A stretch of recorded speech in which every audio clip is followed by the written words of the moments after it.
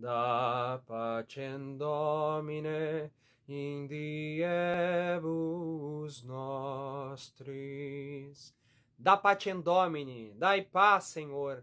Assim os cavaleiros templários, ou os cruzados, rezavam antes de sair para as suas batalhas. Óbvio, não tem como a gente falar de cruzadas sem falar dos cruzados ou dos cavaleiros templários. Mas não é só através deles que a gente consegue contar o que foi as cruzadas, que evento foi esse que teve impacto gigantesco no mundo ocidental. Bom, muito interesse político, muito interesse econômico, havia muita coisa envolvida. Então, quer saber um pouquinho mais sobre cruzadas? Permaneça aqui no canal Pensar Não Dói. Mas primeiro lembre-se, se inscreva no canal, ative o sininho e dê um like. Preparados para a viagem? Vem comigo. Da pacem Domine in diebus nostris, quia non est alius,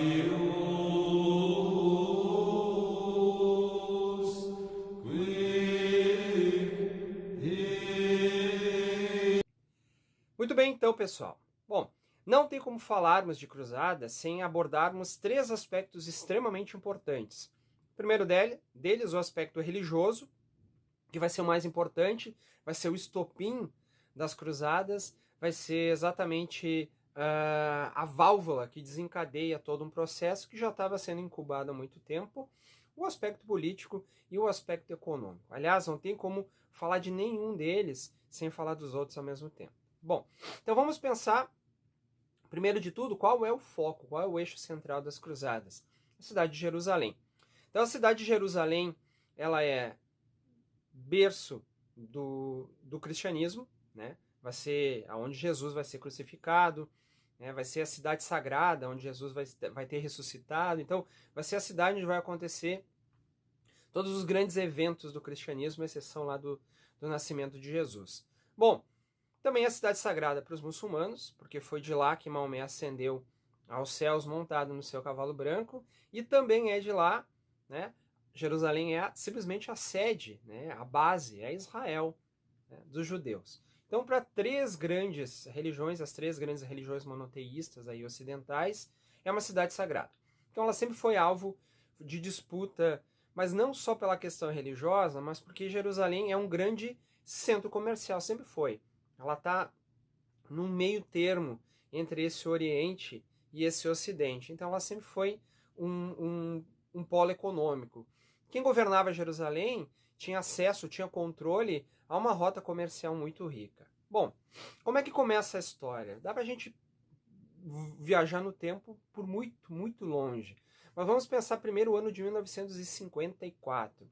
Então, no ano de 1954, acontece um grande evento na igreja cristã, que é o cisma da igreja. Então, de um lado, nós tínhamos o Papa em Roma, e do outro lado, nós tínhamos o patriarca em Constantinopla.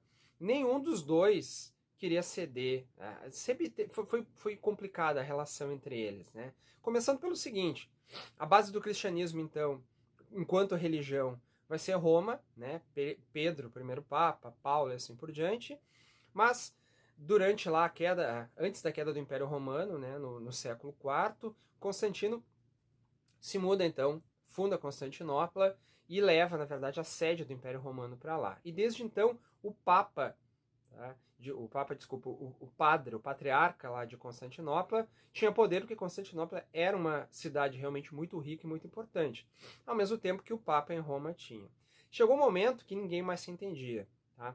Um queria mandar no outro, um vai excomungar o outro, e a igreja racha no meio. Então, Igreja Católica Apostólica Romana de um lado e a Igreja Ortodoxa do outro lado. Ok. E aí? Bom, e aí tem muita coisa, mas antes da gente seguir de 1054 para frente, a gente vai voltar um pouquinho no tempo pensando nessa igreja romana, então, essa igreja católica ocidental, tá? Com a sua base em Roma. Então lembra, os cristãos vão surgir em Roma, vão se desenvolver, vão chegar a se tornar então a religião oficial do Império, mas o primeiro, vamos dizer assim, a primeira vez que a Igreja Católica consegue realmente um grande feito é quando ela convence ao Clovis, ao rei dos francos, lembra de todos os povos bárbaros que invadem o Império Romano, ajudam na queda do Império Romano, os francos eram os mais fortes, e o Clovis era um rei pagão, então, né, que cultuava os deuses antigos aí dos germânicos, e vai se converter ao cristianismo. Bom, isso quando? Lá no século V. Então tá, Clovis se converte ao cristianismo, mas segunda grande cartada, quando lá no ano de 800, no Natal do ano de 800, o Papa lá em Roma consegue coroar Carlos Magno, também do reino dos francos, mas agora da dinastia dos carolíngios, imperador do Sacro Império Romano Germânico do Ocidente. Tudo isso. Novamente, então, o mundo romano, aquele mundo europeu, volta a ter um imperador na figura de alguém muito poderoso, que era Carlos Magno, né? Lembra? Clovis considerado o avô da Europa e Carlos Magno o pai da Europa. Muito bem.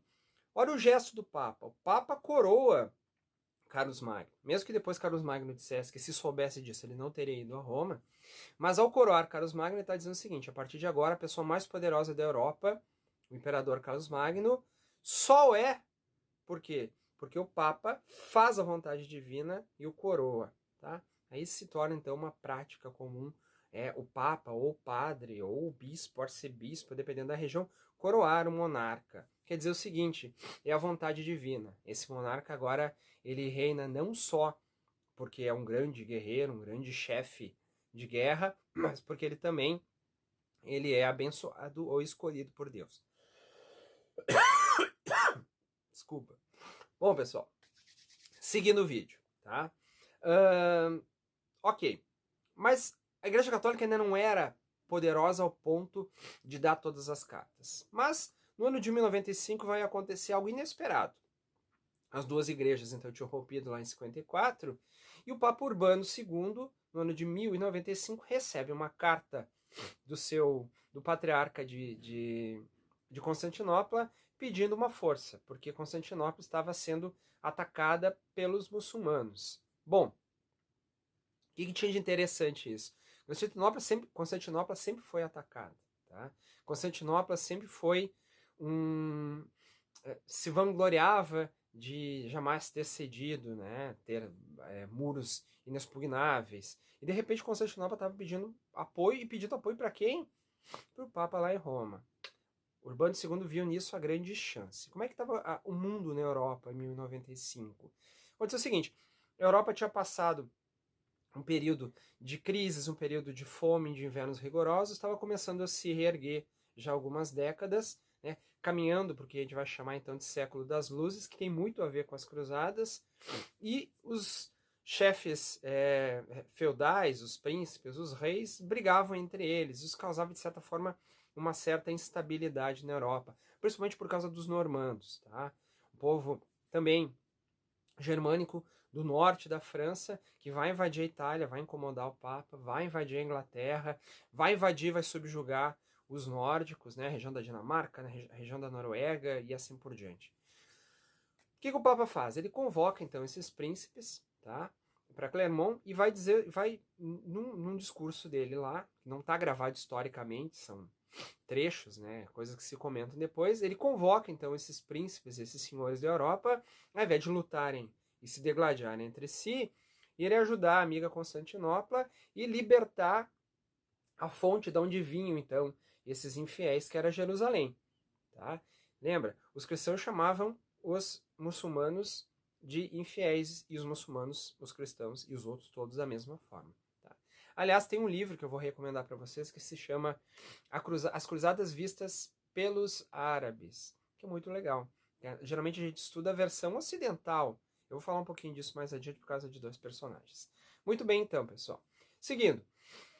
1095 ele convoca, a partir de 1096 começa um fervor na Europa desses reis que querem para a guerra, esses senhores da guerra, e eles vão então se organizar. A partir de 1096, então, parte da Europa a primeira cruzada ou a cruzada oficial, conhecida como Cruzada dos Nobres. Vejam aí.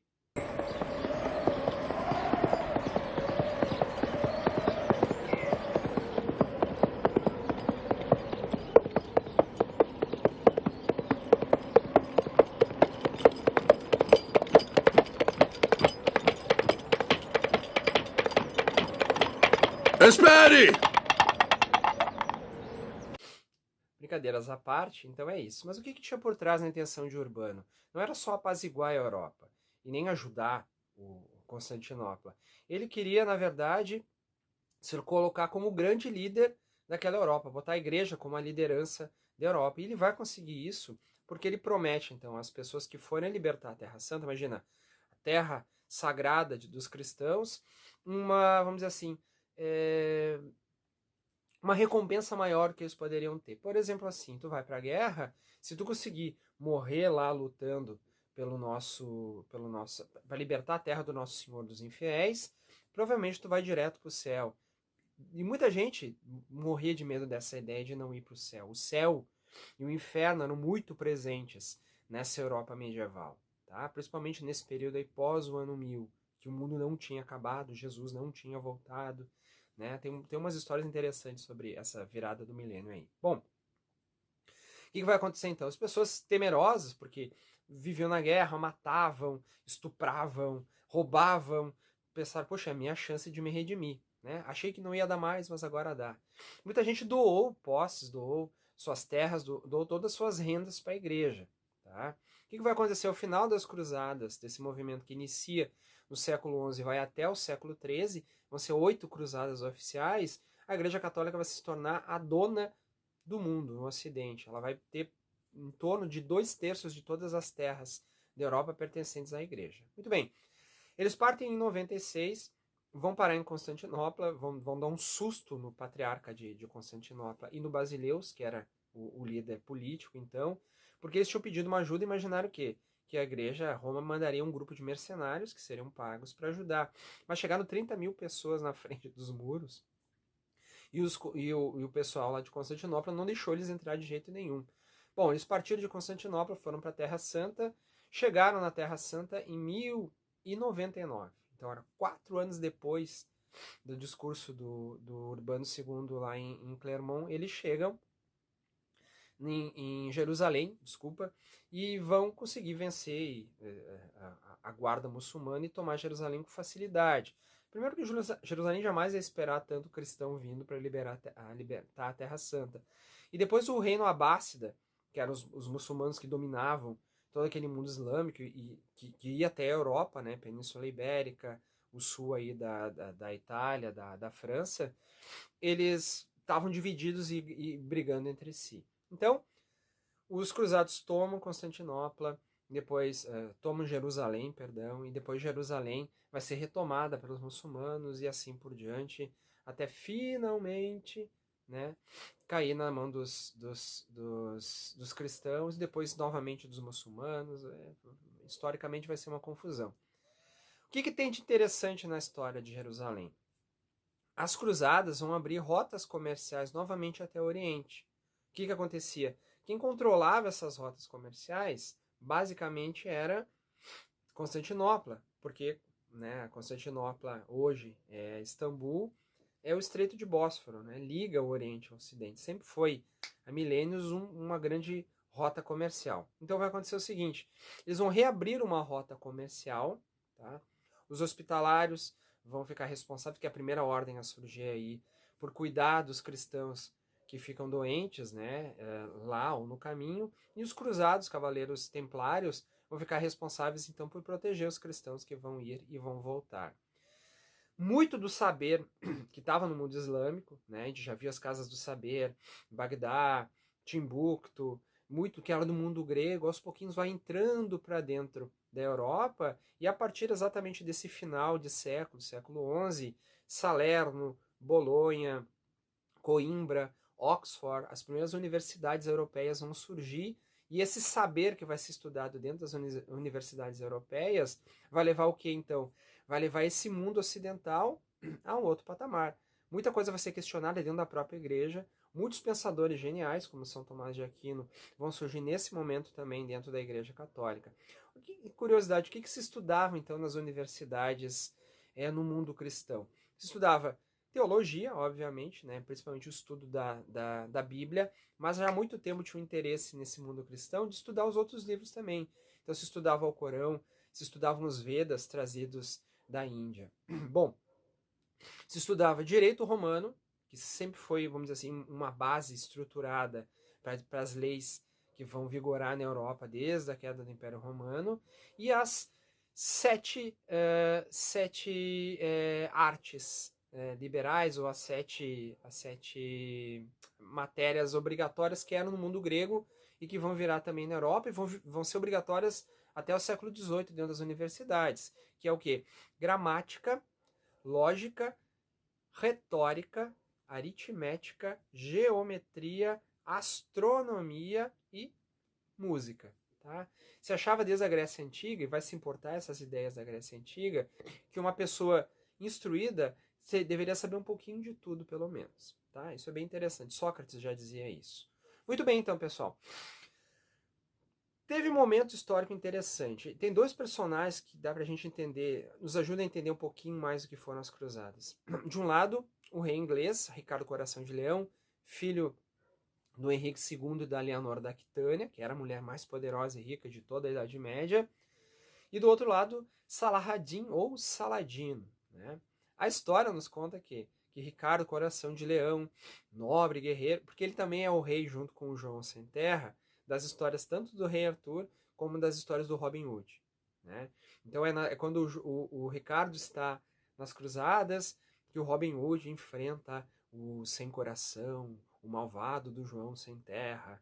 Ao mesmo tempo, Ricardo Coração de Leão faz parte das histórias do círculo arturiano. Meio confusa, né? Porque o rei Arthur seria de 6 séculos anterior a isso. Mas tudo bem. Então, Ricardo Coração de Leão, o nobre, né, aquela pessoa vigorosa, que luta por Cristo, vai libertar a Terra Santa dos infiéis. E do outro lado, um monstro chamado Saladino, liderando os muçulmanos. Bom, o que a gente sabe um pouquinho melhor das histórias hoje, principalmente depois que a gente passa a ter acesso da versão dos árabes?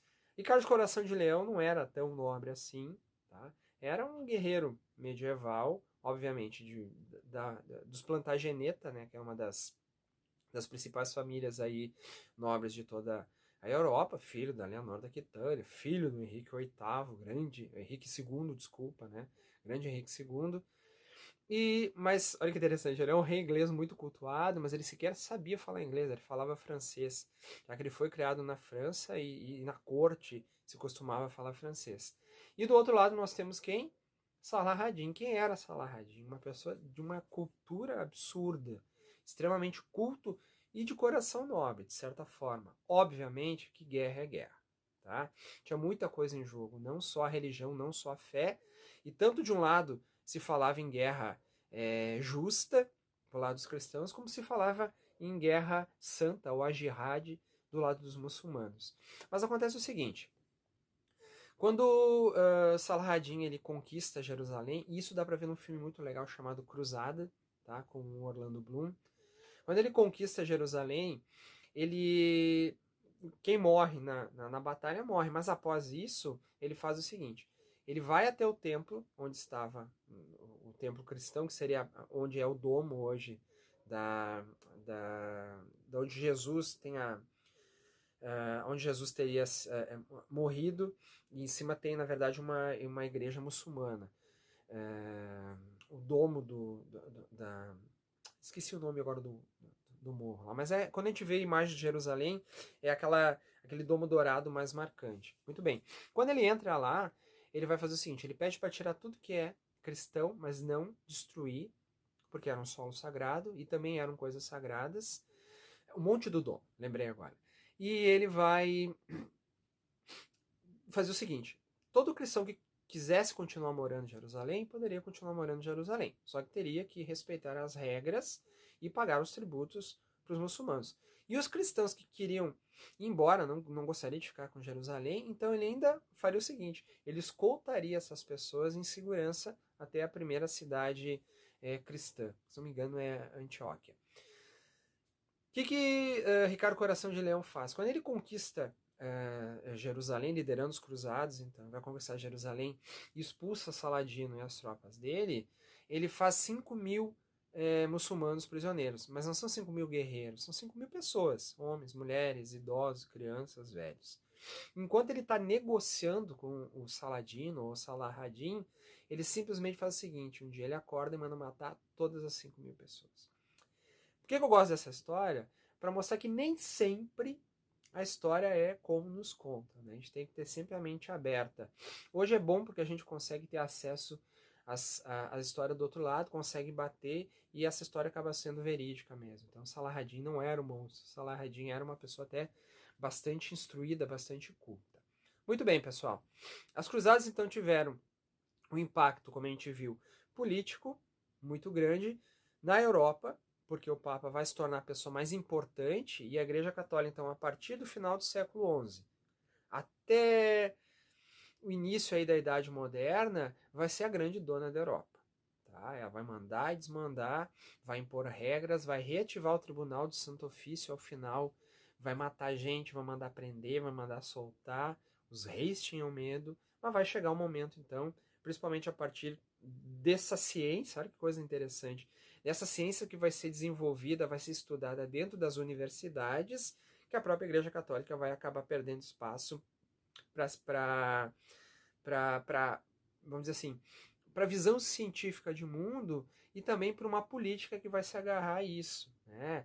Vai surgir, através da reforma protestante, as igrejas protestantes, surge a igreja anglicana na Inglaterra, comandada pelo Henrique VIII. Muito bem. O estudo, obviamente, se deve muito a isso na Europa. As universidades provavelmente não tivessem surgido, ou não tivessem surgido com o vigor que surgiram, se não tivesse copiado esse modelo que veio do Oriente para nós. Tá? Além disso, através dos Cavaleiros Templários, se criou um sistema bancário, o primeiro sistema bancário oficial que funcionava dentro do Império. Os Templários ficaram tão ricos e tão poderosos que depois, lá no século XIV, o Filipe o Belo, o rei da França, junto com o Papa Clemente V, vão excomungar os templários, mandar para a fogueira, não todos, porque a história também conta, não dá para contar hoje, mas não foram todos os 30.000 templários mortos, foram alguns só, né, como Jacques de Molay, que era o chefe deles. Mas como é que funcionava o sistema de banco? Né? Então, eu saía de Paris e ia para Jerusalém, ia levar, sei lá, 3 anos essa travessia, e era muito perigosa, não sabia se chegava. Eu não tinha como levar o meu dinheiro, minha fortuna junto. Então o que eu fazia? Eu ia num desses castelos templários e eu ia lá e depositava, sei lá, 50 moedas de ouro. Eles me davam uma nota promissória, né, um documento dizendo que eu tinha imposto dos templários 50 moedas de ouro que me pertenciam, eles guardariam ela em troca, sei lá, eu teria que pagar 5 moedas de ouro para eles, mas era um baita negócio, porque eu poderia ir com as 50 ser morto no meio do caminho e me roubarem tudo. E quando eu chegava lá em Jerusalém, eu ia lá no castelo dos templários, né, entregava minha nota promissória, eles ficavam com a parte deles de lucro e eu retirava o resto do dinheiro. Então, assim, não é à toa que a gente estuda as cruzadas, que elas despertam tanto paixão, porque também tem muito dessa história do cavaleiro, da guerra, da nobreza. Embora a guerra, a gente costuma pintar guerra como sendo uma coisa legal. Eu gosto muito de filme de guerra, eu entrei nesse mundo da história muito por causa disso, mas guerra é uma coisa muito triste, tá? E muita gente morreu de várias formas. Existem histórias extraoficiais, por exemplo, que falam que teve uma cruzada das crianças, que 15.000 crianças saíram caminhando de Paris e rumo a Jerusalém, nunca chegaram, porque morreram no meio do caminho. Hoje a historiografia, depois de muitas pesquisas, acabou chegando à conclusão que na verdade nunca existiu. Mas a verdade é que muita gente morreu, muita gente sofreu, mas foi um momento de mudança. Tá? Se por um lado se fortaleceram instituições que por um tempo ainda foram talvez não tão nobres ou não tão justas no controle social, no meio do povo, mas por outro lado permitiu que aos pouquinhos emergisse uma cultura ocidental renovada. Esse é o bom das cruzadas. Então é isso aí, pessoal. Obrigado por ter estado mais uma vez com a gente. Obrigado por a gente ter podido falar um pouquinho sobre um assunto tão legal que é cruzadas, tá? Quem quiser deixar perguntas ou mais sugestões, tanto para esse vídeo como para outros vídeos, coloquem aqui embaixo, pode escrever que eu vou respondendo à medida do possível aí. Então é isso, pessoal. Gostaram? Se inscreva no canal, ative o sininho e deem um like. Até a próxima.